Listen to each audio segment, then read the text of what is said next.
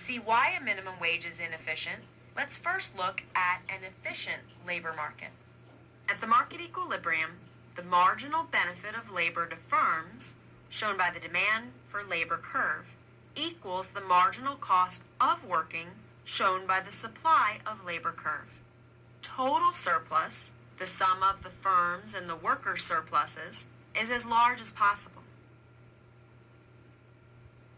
Contrast the efficient labor market with an inefficient labor market when there is a minimum wage. The minimum wage decreases the quantity demanded and the quantity hired. The firm's surplus shrinks, and the worker's surplus shrinks, and a deadweight loss arises. Other resources are used up in job search activity. The outcome is inefficient.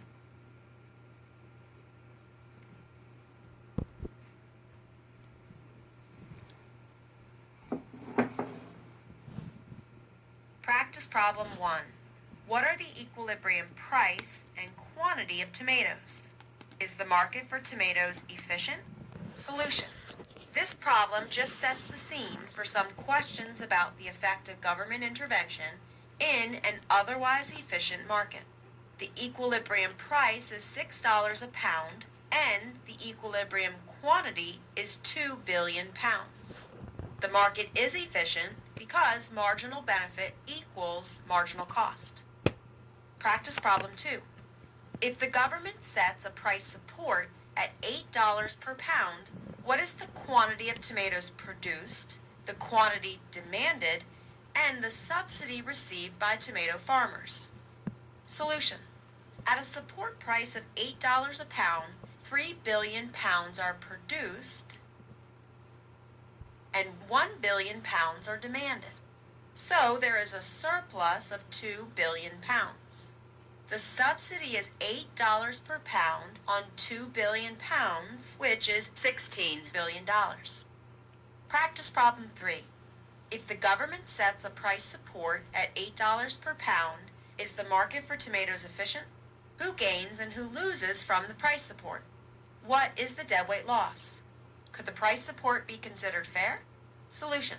This problem checks that you can assess the efficiency and fairness of a price support.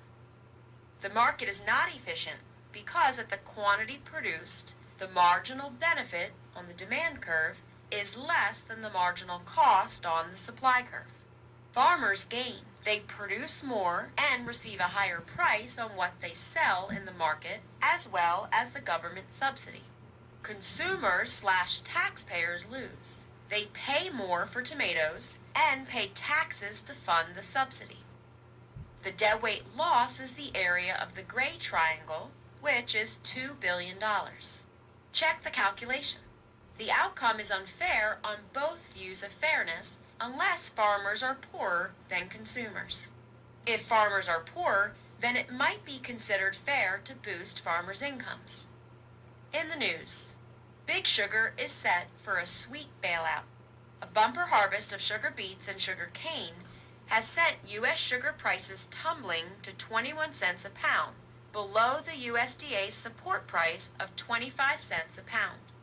How will the quantity of sugar produced and the quantity bought by consumers differ? Is there a surplus or a shortage of sugar? Will the sugar market be efficient? Solution. The bumper harvest increases the supply of sugar.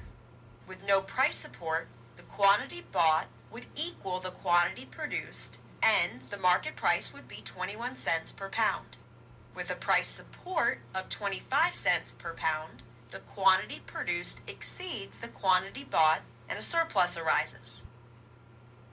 There is overproduction of sugar, which makes the sugar market inefficient.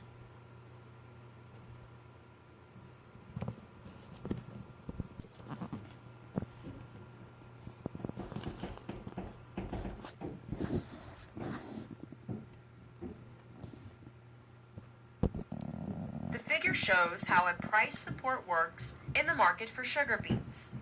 With no price support, the price is $25 a ton and 25 million tons a year are grown. A price support is set at $35 a ton. The quantity produced is 30 million tons a year. The quantity bought by domestic users is 20 million tons a year. The government buys the surplus of 10 million tons at $35 a ton, a subsidy of $350 million a year. A deadweight loss arises. How governments intervene in markets for farm products. The U.S. government, along with the governments of the European Union and Japan, spend billions of dollars per year supporting farmers.